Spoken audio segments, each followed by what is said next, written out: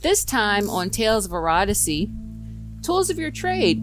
Does Substack actually work for serialized fiction, or am I just kind of forcing the zipper at this point? Get my thoughts. Then we're going to dive into not one but two sizzling short reads by the deliciously naughty Lily Lamore, where summoning a demon might just get you the best night of your life. And of course, I couldn't leave you hanging, so I'm dropping a fresh Smut Snack featuring my boy, the light of my life, K. Nightstone himself.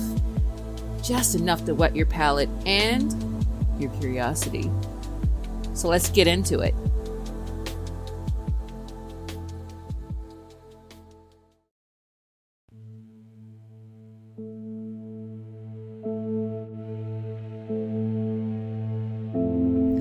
Welcome to Tales of Erotasy, your place for lust, lore, and legend.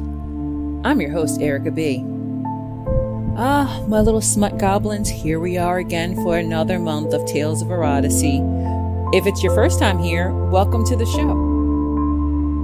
I have a lot of little fun goodies for you this week, so let's just dive right into it. Here's something I haven't done in a while. Tools of your trade, where I discuss my insights on various writing tools that I've come across in my burgeoning writing career. Is that the right word? I don't know if that's a word or not, but it doesn't matter. That's not what I'm talking about. Don't judge me. I know I'm a writer, but you know what? When I get words wrong, that's what spell check's for, to fix it. Today I want to talk about something I've been using a lot lately. It is Substack. And more importantly, I want to discuss the use of it as a platform to release online weekly stories, or rather, weekly novel. Because since February 4th, I've been using that and Inkit to release Last Son of Danu. And I'm like, I think 22 chapters in. It might be more. I'm starting to lose track. More on that later. And after all those weeks of use and dropping a story once a week, here are my totally true thoughts and personal thoughts on the platform. I'm really not trying to sway anyone either way. You use what you use, but this is my personal insight. So, the biggest question is Substack built for serialized fiction? And I'm going to have to give that one a no. Substack is like that hot guy at the bar who always says he reads, but he only owns one book and uses it to prop up his Wi-Fi router. I mean, you can post a novel there, but it's not made for that at all. It's really for newsletters. Substack is compared to Inkit, it's just like a DIY fanfic publishing site with no map, and it just really kind of is annoying. Right now, my process is that I write the story on Word. I plug it in Inkit. I use Inkit to use all my edits and save all the chapters. And then once a week, I grab the chapter from Inkit and put it in Substack as a new post. It's a little annoying, but it's the best way I've found to make it work.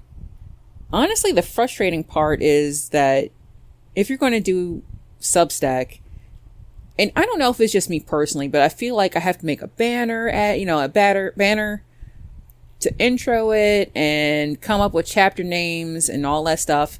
I don't enjoy coming up with chapter names. So, Inkit, I just drop the chapter and call it chapter XYZ. But on Substack, I feel like I got to give it a name and say it's Last Son of Danu, and it kind of gets old having to do all that extra work every time I want to release a new chapter. It's a whole lot of digital acrobatics just to get the thing organized, and I gotta admit, by the end of my workday, I have no interest in doing all that.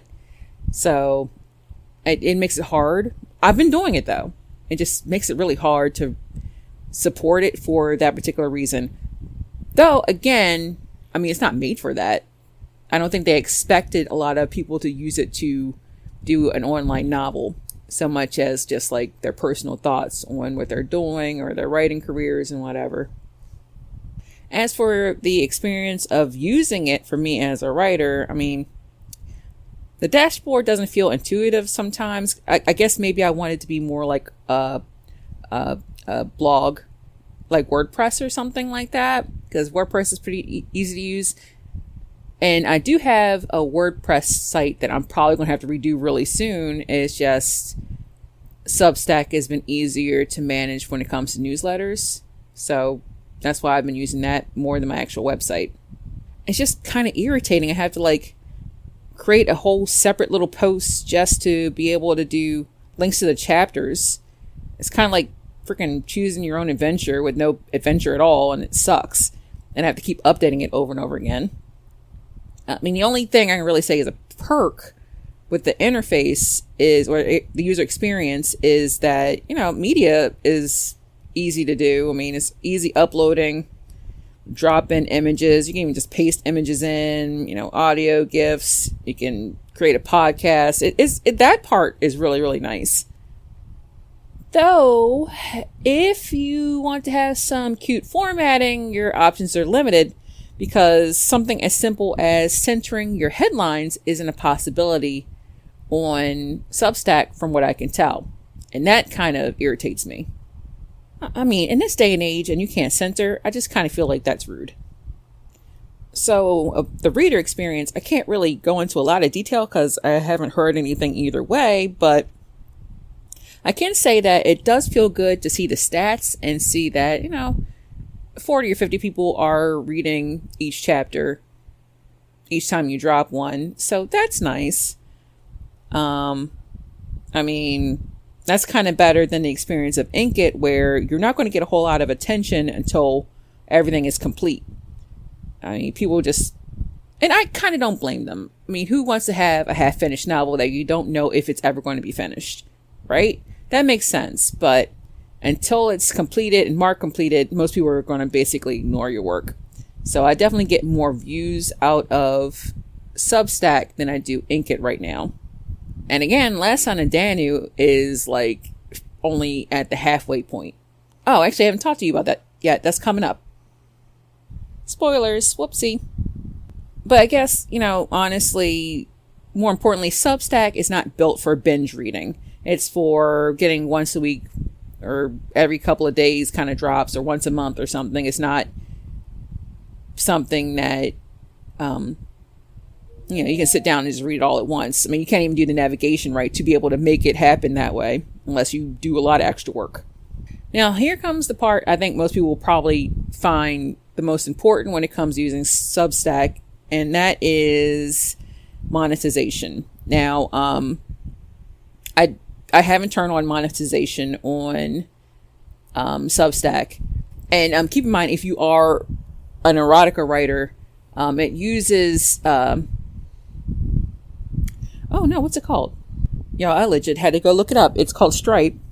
And if you mention your use has anything to do with erotica or smut or whatever, they're going to not let you use it. It's very, very particular. And there's no other way to link monetization to your Substack. You have to use that particular service. So you just kind of have to be careful about what you say. From what I understand, people say that if you just put in there that you're a writer on Substack, that's good enough, and they'll just go ahead and approve it. But if you say anything about erotica or sex or anything like that, nope, you're going to not be able to use it, and it's going to be like, nope, can't link it, sorry. That being said, I've been tinkering with the idea of turning it on for my actual Erica B profile on Substack, because I mean, that's more general. I don't just talk about erotica writing, I talk about writing in general and stuff going on with my life. And what I was thinking is, if I did turn it on, I would do something like character dissections on my characters from my stories, and maybe like little short vlogs that only subscribers or paid subscribers can see, things like that.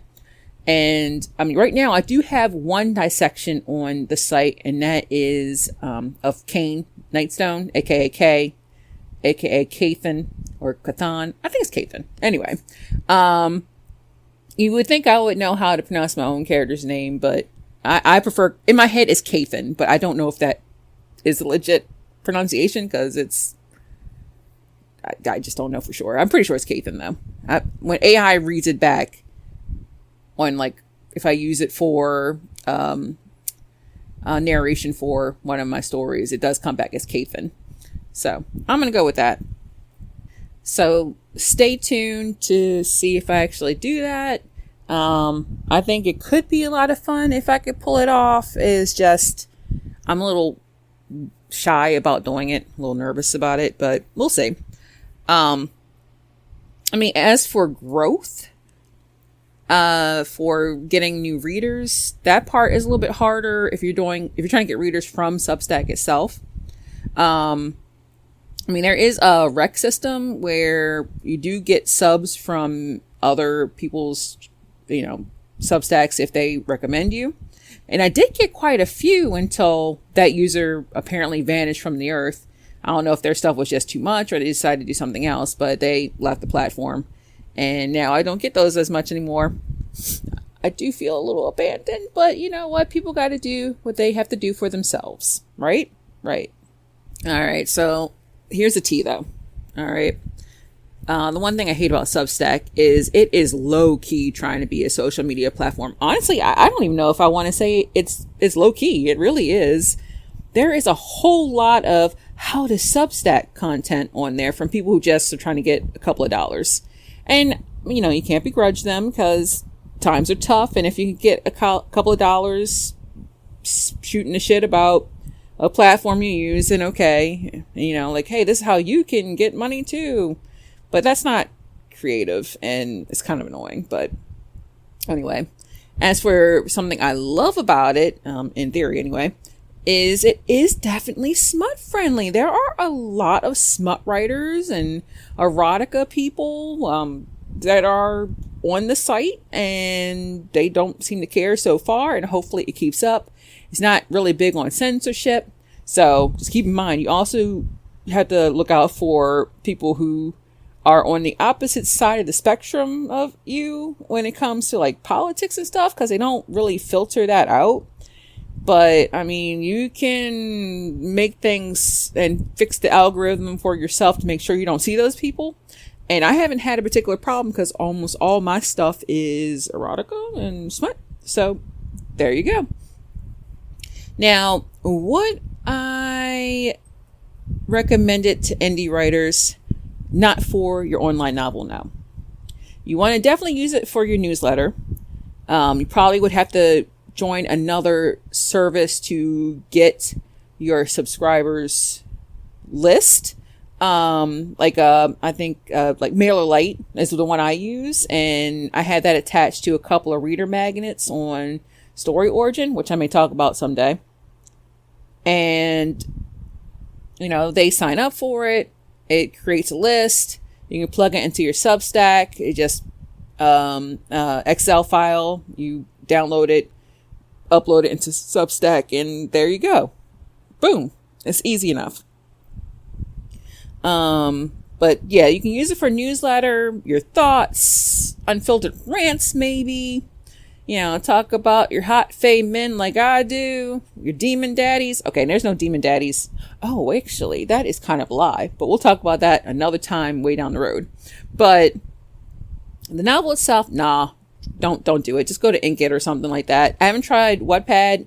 I kind of thought about doing that in conjunction all this, but that just seems like so much work. And I mean, I've been keeping up with it, but I can't say it hasn't been a struggle some days or some weeks to make sure everything gets dropped.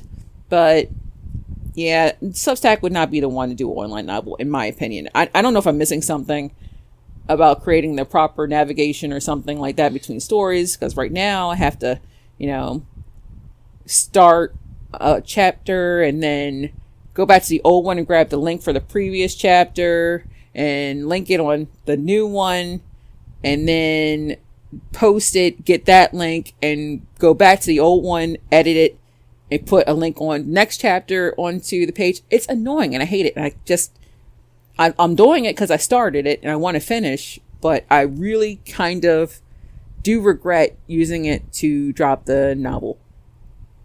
And that's a true. That's just a true. And since I like to inject a little silliness into my podcast, the ultimate question, if Substack were a person, would I date them? And honestly, maybe, because they'd be open-minded and chill out about the smut, and they are pretty easy on the eyes, but they're not marriage material. I'm giving a few dates, no label. And that is my review of Substack. Again, I'm not really trying to sway you either way. I personally think there are better things out there. If you've been using Substack to drop your online novel, let me know. Maybe I could check out yours and figure out what I'm doing wrong. If it's me, it could be me. It wouldn't be the first time if it was me. That's all I'm saying. But that's my true feelings. Now I just kind of want to go into more detail on what I'm thinking about for my paid subs, and give you a little bit more detail about my little K dissection. Like I said, I've been toying with the idea of turning on paid subscriptions on that Erica B profile. Character dissections, mini vlogs, whatever randomness pops in my head. Maybe some secret treats I haven't even cooked up yet. Probably things like the original versions of The Last Son of Danu before it even became The Last Son of Danu, because it did have another name in the past. And honestly, I can't remember what it was now. Oh my God, isn't that terrible? I swear to God, I'm getting old. I mean, I was working on that story for years before I changed the name. I mean, this plot is more or less the same. It's just I changed the name of it because I felt that The Last Son of Danu was better. And if you don't know what Danu is, that is like the god of the Celts, or the of the Fae. Anyway, that's neither here nor there. Maybe something I'll bring up in like a mini vlog. But and as I mentioned before too, I have that whole breakdown of K Nightstone. He is the main character, well, one of the two main characters of The Last Son of Danu, and he is the last son of Danu. I mean, I'd rather you go read the post if you can, but if not, just to give you a excerpt, you know, okay, let me back up. This whole thing started, and I mentioned this before, but this whole thing started because of a forum RPG we were playing with our friend Tommy a long time ago. And, my character was basically me, and her name was Erica, which I don't know what I was doing. I never played a forum RPG before. I've never played an RPG before. Never did anything like D&D. Honestly, the closest I ever really got to D&D is Baldur's Gate 3. I mean, I did try it once, and I was like, I don't know what I'm doing. I felt uncomfortable. But, I mean, I have been ass deep in Baldur's Gate 3. I swear I was going to beat it this weekend, and some stuff came up and I just never got to it. And oh my God, how can that game be so expansive? I'll never know. I'm like, how did they pack all this shit into one video game? But you know what? I love it. It's great. But anyway, so my character is me, Erica, but she became Dena. And Kay was Nate's character. And Nate's my husband, and we've been married for almost 20 years. So this is basically the story of how we got together, is Kay Nightstone. But yeah, this character has been living in my brain for so long, and when I finally decided to start putting this together as a novel and take it outside of Tommy's world and make it my own, he just continued to change and grow. And even though Kane was Nate's baby, he's mine now. And this whole workup is about who he is, why he's hot, what kind of kinks he's into, why he and Dena have feelings for each other, kind of situation. So I thought those kind of dissections could be really fun, but I'm not going to bother just posting them online if no one's going to read them. So I feel like if I did paid subscribers who are somehow interested in something like that, then maybe it wouldn't feel so weird posting it, as more or less as an indulgence for myself. And I'm just kind of hoping someone out there kind of also enjoys that sort of thing. But we'll see. I haven't really come to the final conclusion. I mean, I have my payment thing all set up on Substack. I just need to do it. Just turn it. Oh, I'm sorry. I have hiccups today. I apologize. So, again, keep on the lookout for that. It may be coming as my goal. I'd love to do it if I can. I'll be a little sad if nobody wants to pay. But also, I don't blame them because things are so expensive today anyway. And I think you have no choice but to start at $8 a month or like $80 a year. And that annoys me because I would make it way cheaper than that if I could. But we'll see. We'll talk about it another day. As for what's going on with the Last Son of Danu, it's still going strong. I'm still releasing it once a week. And again, that's been since February 4th. But I have been living and breathing this damn story for months, and I'm starting to get a little tired of having to upload it every week. So once in a while, I think what I'm going to do is go ahead and once in a while, maybe like 1 week a month, release a whole week of chapters until it's done. I mean, keep in mind, I'm also editing the story as I upload. I mean, this is kind of the process that works for me to actually get it edited and done. I mean, I think what I'm going to do is eventually, maybe, if I have the funds, to send it to a real editor to fix it once it's all done. And then maybe after that version comes about, I'll try to like sell it. Maybe. I don't know. I haven't fully committed to that idea yet, but I don't know. We'll see. That's kind of the goal I've been gearing towards, but I'm just really, really exhausted with the story because it's like all I've been doing and I can't get anything else creative done, honestly. And also I want to start on the next one. I mean, the demon beneath her skin is going to be the next part of the story, and it's partially written, but I want to finish it now. And I want to be able to diligently work on it for a few months or something. And I can't do that while The Last Son of Danu is kind of lingering, waiting to be done. So, but yeah, at this point though, it is at about the midway point of the story. We're almost at a point where, the truth comes out about what's going on with Dena. And that's like a big part of the whole thing. And I'm kind of looking forward to just having that finally be out there, and I could talk a little bit more about it, I guess. But that's where I am on the whole thing. God willing, I get this done. I'm trying my best here. And keep in mind, today I'm running on very little sleep. So if I'm rambling, I apologize. Unless you like that kind of thing. If it's your kink, that's fine too. Whew, that was a lot. All right. So, moving on. I want to do a plug today because one of my real life friends, Jen PM, is actually starting to do her own podcast. And it's called I Was an Internet Pioneer and All I Got Was This Lousy Story. Love it. That is a great name for a podcast. And she just launched it on June the 1st, and it's on Substack. So if you go to jenpm.substack.com, you can check it out. So listen, Jen is one of the OGs of the internet adult content industry. Like one of the first people that started it, her and her husband, Dave. And I know this as well, but I met them through pub trivia years ago. Maybe like, oh my God, it's probably like a decade ago now that I'm considering it. But and I'll never forget the one day, I think Jen accidentally posted a link to the adult site on like her regular Facebook page. And that's how I found out.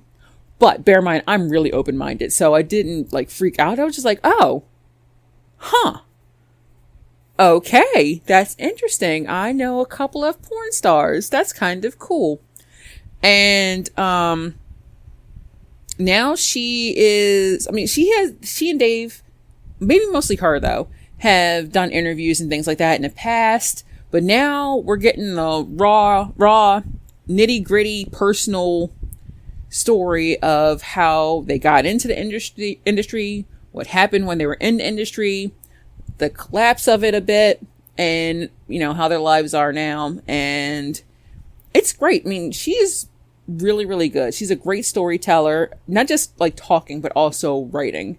So I've been waiting for this shit to happen for years now. And so I'm super excited. She finally took the plunge and was like, I'm doing this because I really think she has the potential to blow the hell up. And I am so excited for her. It's going to be awesome.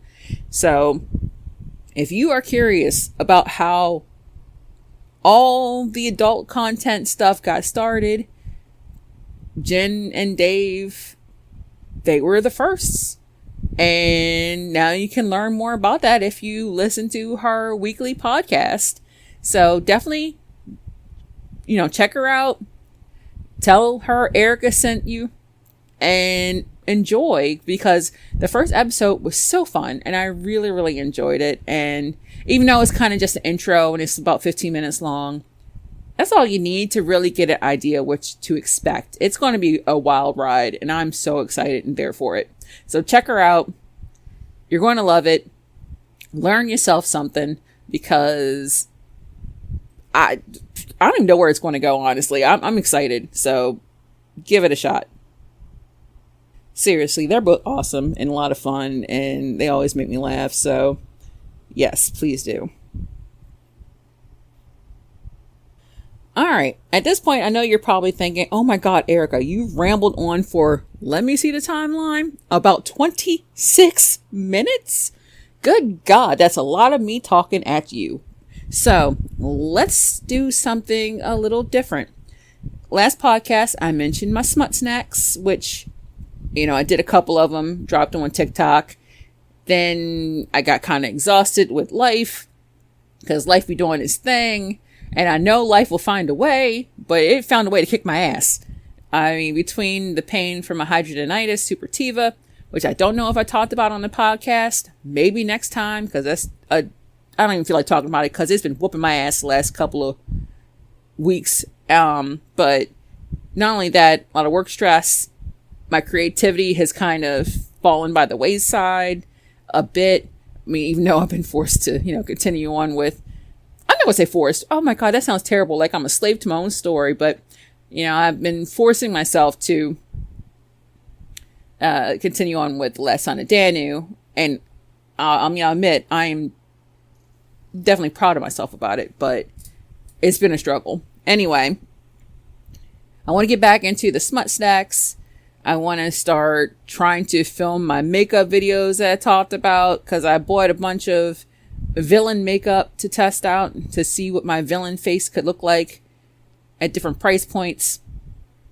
It's going to be fun when it happens, if I can get it to work right. I got a new camera, so here's hoping we can get that going very, very soon. My goal was to do it for June, but it might wind up being for July at this point.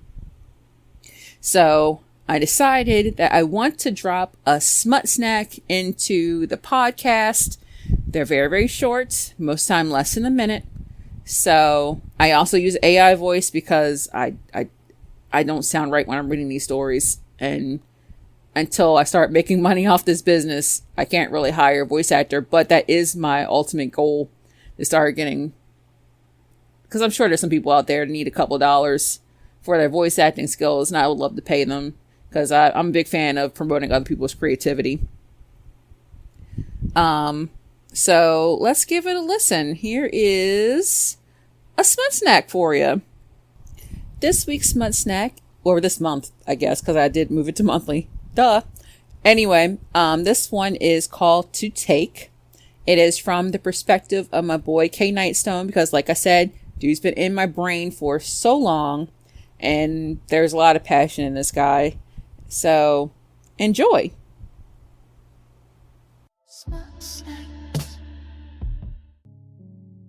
I never asked for your heart, never begged for your kiss, but now that you're beneath me, breathless, trembling, I will take everything. The way you say my name, the way your body answers mine before your voice does. I move slowly, not to tease but to savor. You open like you were always meant to, and I press deeper until you're full of me. My weight, my want, my love. You gasp. I groan. And when you lift your hips in offering, I take it, all of it.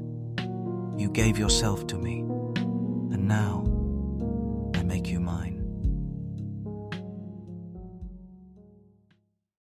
All right, there you have it.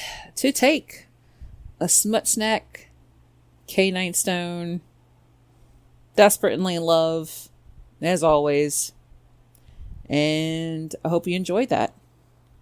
Now, let's talk about one of my favorite parts of the show, Your Next Read, where I pimp out some writers who are out here putting in the work and need some reviews.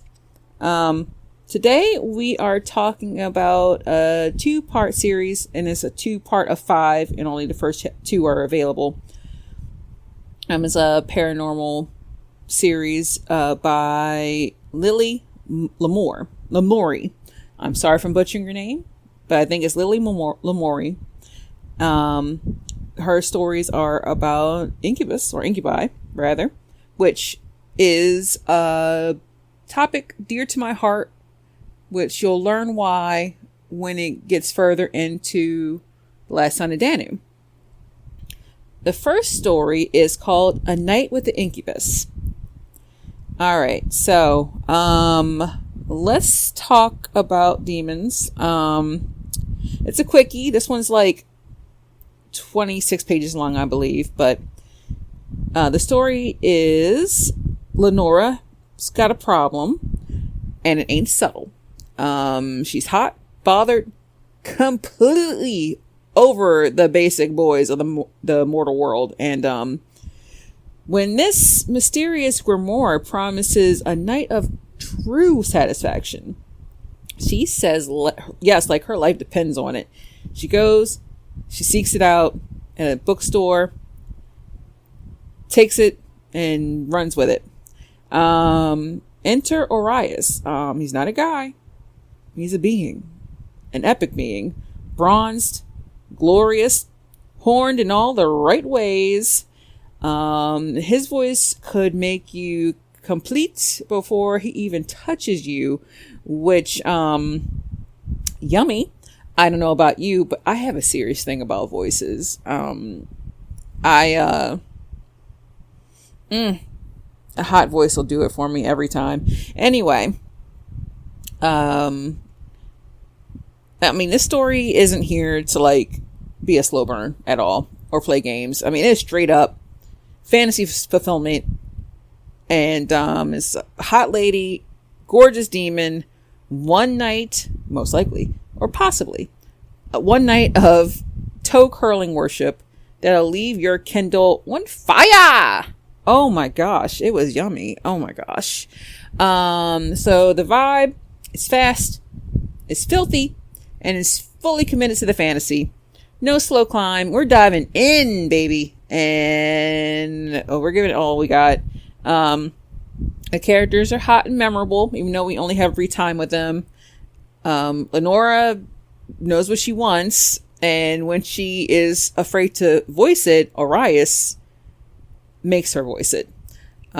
He's the kind of demon you summon once and think about forever. Horns for gripping, voice like velvet. 10 out of 10. Would recommend. Let him wreck it. The sex itself in the story is yummy. Straightforward. No whole lot of purple prose and crazy awkward acrobatics. It's confident, it's sensual, and it hits that sweet spot between filthy and reverent. And he doesn't just take her, he worships her, if you know what I mean. And I'm here for it. The writing style itself is smooth, steamy. It knows what it is, and it's not pretending to be anything else.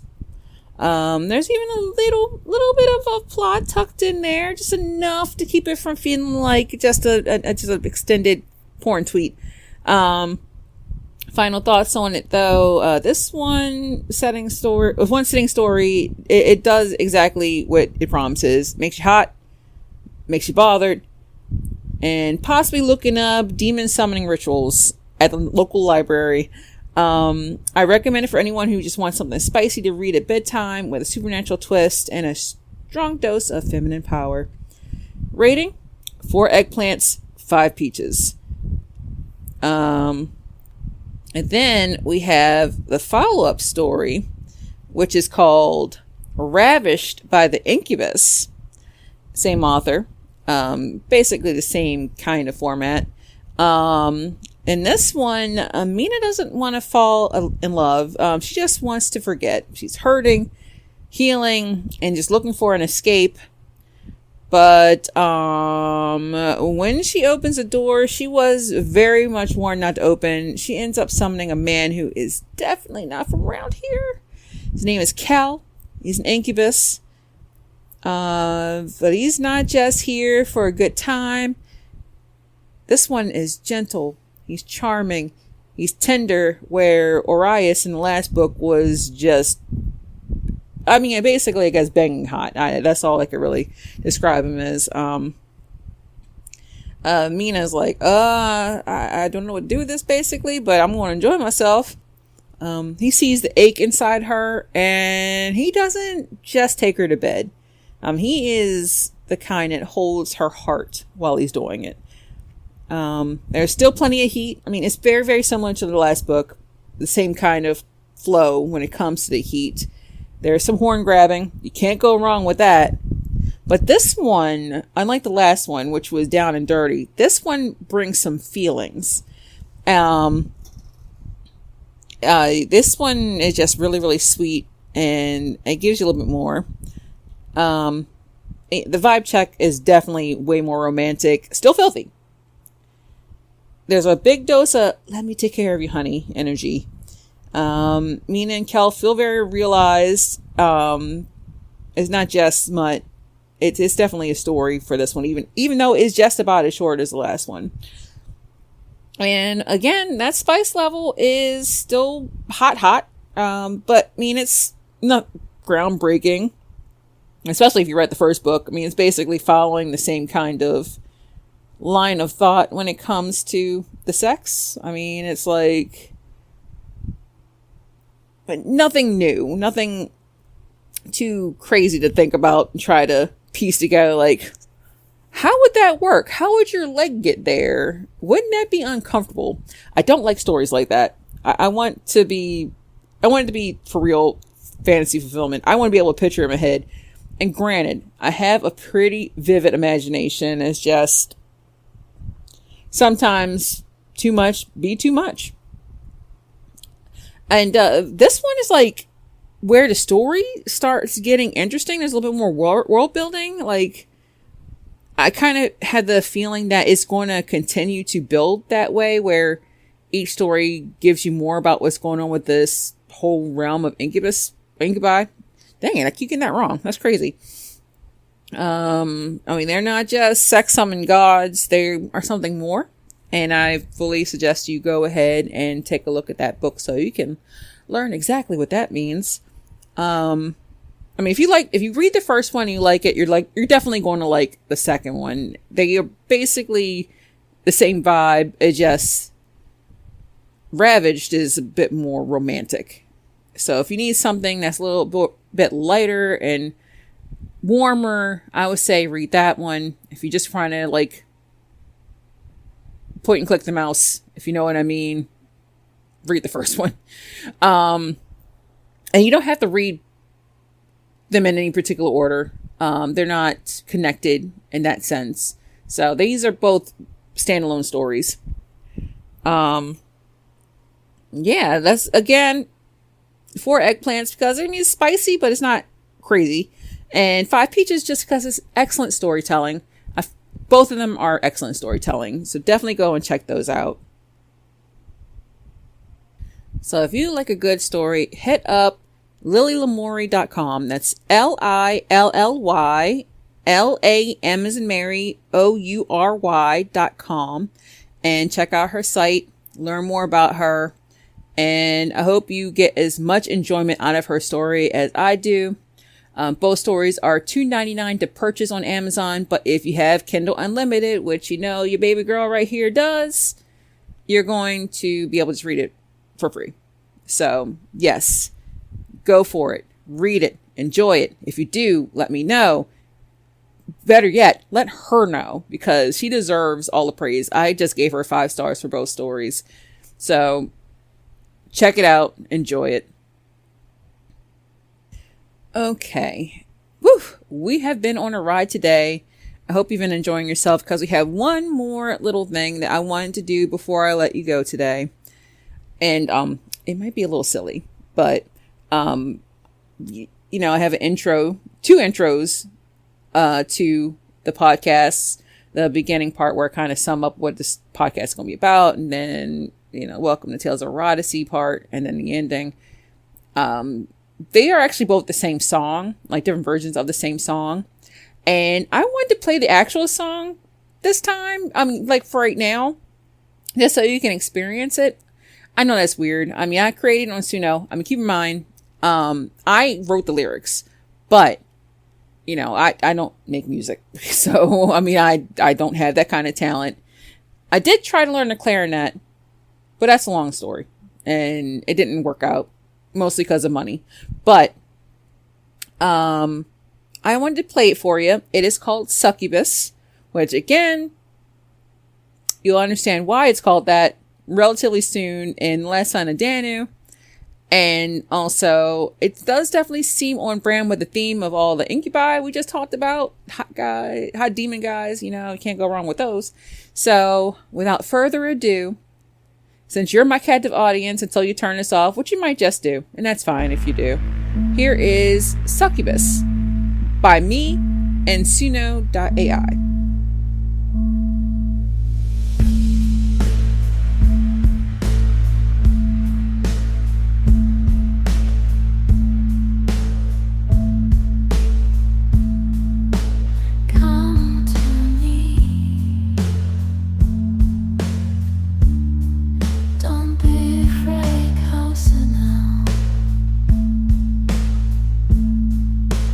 Just a few steps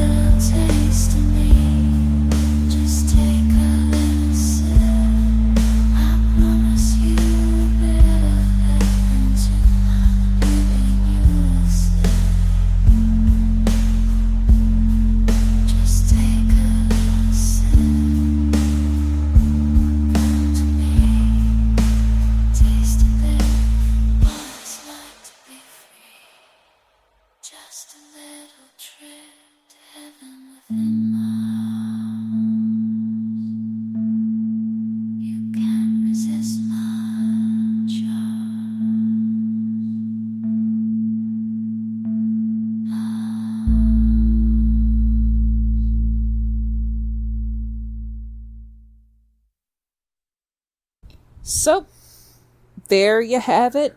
That was Succubus. A little ditty. First thing I ever really did on Suno that I was particularly proud of. And since I pay for the service, it's all mine. Allegedly. I don't know. That's what they say. Anyway. Yeah. I don't know if I'm going to incorporate my various Crimson songs into the podcast going forward, but you never know. There's a couple of them. I actually have a whole little playlist going. So we shall see. All right, gang, there you have it. We made it through another month for podcast. As always, thank you so much for joining me on this journey through lust, lore, and legend. If you enjoyed today's episode, don't forget to subscribe, share, and leave a comment. It's the best way to keep the passion alive. Until next time, stay curious, stay daring, and keep dreaming of worlds beyond.